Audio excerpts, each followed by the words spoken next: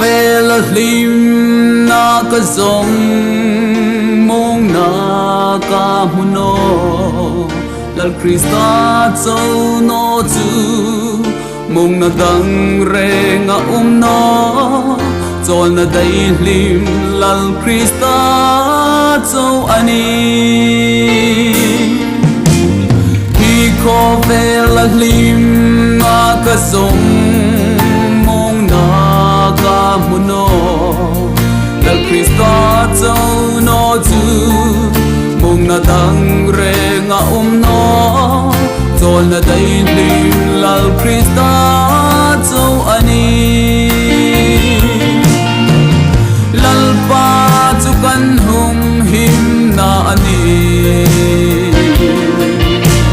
apa ngai na thazar noi alegin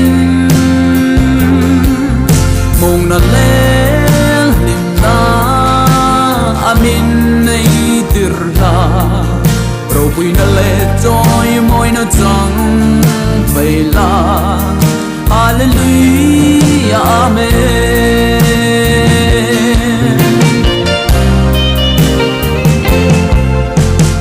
kan jin na thaler ani chol thei ding kan si do em na tui a hung lim ring nun lungai inan ru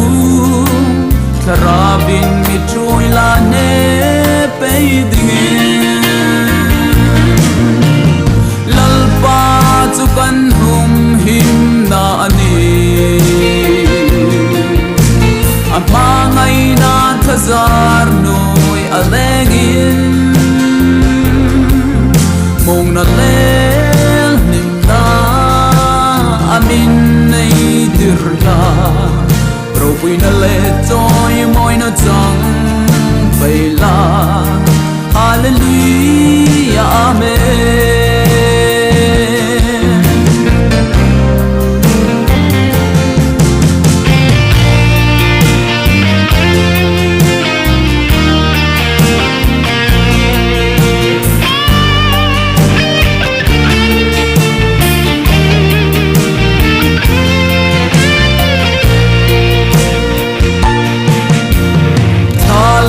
tui valong ang inun cha